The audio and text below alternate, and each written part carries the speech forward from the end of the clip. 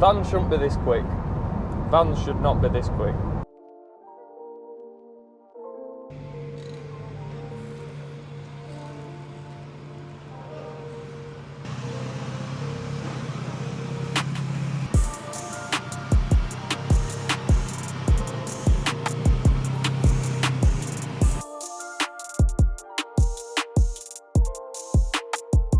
Right then, another workshop job, T6 transporter. So this is the 150 horsepower single turbo one. I think it's the one to have, because the twin turbo ones, whether it's a 199 or the 205 or 201, whatever they keep trying to do to change it to make people not hate it, they're still having EGR issues like the old 180s.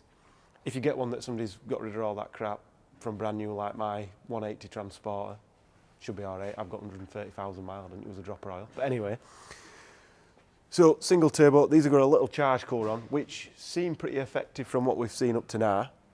So that leads us on to the next stage beyond just general remap. This one has already got air filter, exhaust, the usual stuff that we do. He's run about in it for a bit and just says, I want a bit more. But it's a decent spec, it drives pretty nice. I've drove this a few times, like it as it is. This is the perfect family / work spec, I think. But he wants to take it further. So that leads us on to this. We've got some more fancy stuff. Not sure why I've got a bigger air filter, I don't think it'll even fit, but we have. We'll see. That's what this testing's all about. So 2260 turbo kit, one of our nice manifolds, billet collector. We need to make this bit billet on the new ones because we don't make many that need the big EGT sensor with a billet collector, but we will in the new one. So the reason this is not going to actuate at the minute, we have to reuse the one from this car, otherwise everything don't work. We can't get these in aftermarket, so that is the only downside to this at the minute. 2.5 inch downpipe. Could we get 3 inch in? I'm not sure, but we're not pushing that sort of power, or at least we don't think we're going to be anyway. And we've got a big set of injectors. Delphi. These are totally different to all the Bosch stuff that we've got. But yeah, these are brand new, still sealed. We have had a couple of these dead on arrival as well, which means Delphi's quality control is not as good as Bosch's because that's never happened to us before. Anyway, so all this stuff, we've already fitted it on a test car before. We've got another one in for the same work as well. So yeah, let's just see what happens. Get it all fired on, see what sort of power we get.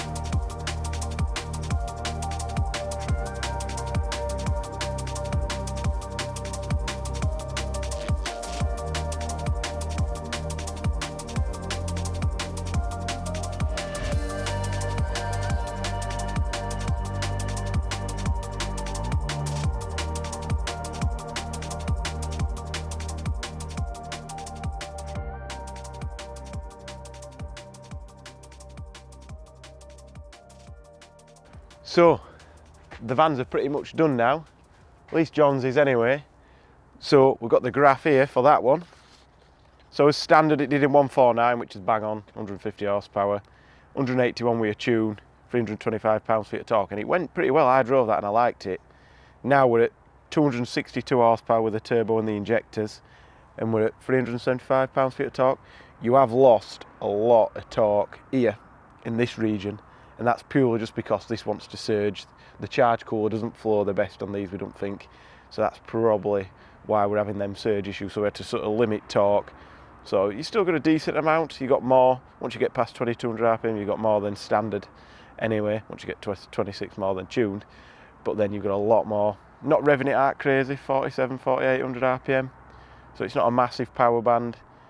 I still think this is a bit much for a working van, but if it's just messing about, racing about, then it's pretty good.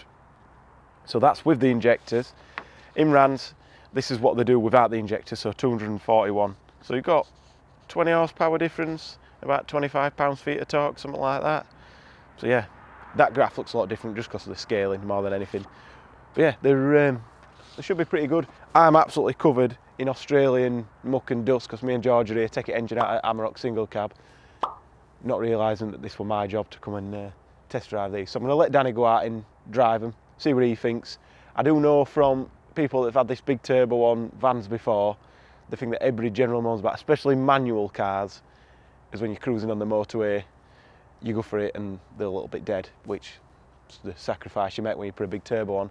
Obviously these have got quite a long 7th gear as well, so if you're cruising in 7th gear at 60 mile an hour on motorway, it might be absolutely fine tickling it, but once you want to go for it, really, you need to get the gearbox tuned so that when you go for it, it drops down a couple of gears and away you go.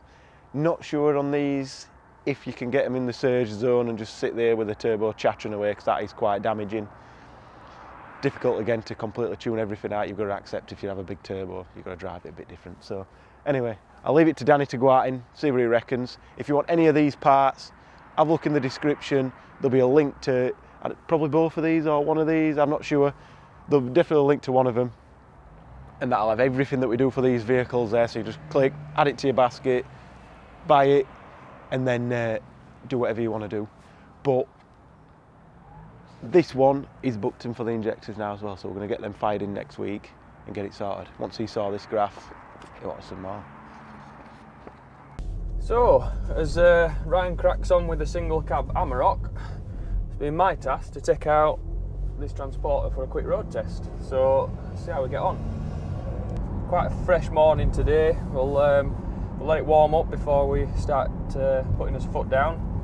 So straight away in this van, it feels really, really nice to drive normally. Obviously we're not even up to temperature yet, but just cruising up and down the bypass while we do get it up to temperature doesn't feel laggy, it doesn't feel unresponsive. It definitely feels like better than a standard van for sure. So yeah, it feels good so far. One of the main things that you notice as soon as you do tickle the throttle that little bit is the intake noise. Just straight away you can hear the air gets sucked in by the air filter. Some people will like that, some people will absolutely hate that, but I think it sounds pretty cool. We're up to temperature now, just come off the roundabout. Let's give it a bit of beans.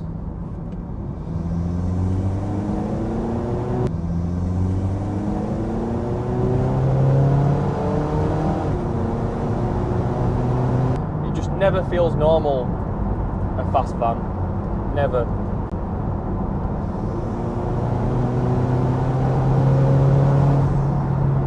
It doesn't sound like a van. Obviously we've done a custom exhaust on this as well. The whole experience is, I wouldn't say overwhelming, but it's a surprise. If you've always been used to standard vans and you got in this, you'd definitely be surprised. It's quick for a van.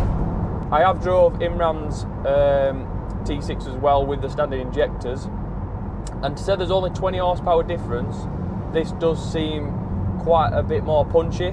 As soon as you put your foot down, I feel like that extra little bit of torque and extra bit of power just seems to pull that little bit harder. Like I said, other than that little bit of intake noise, just cruising around, you probably struggle to know that this is even tuned to 260 horsepower.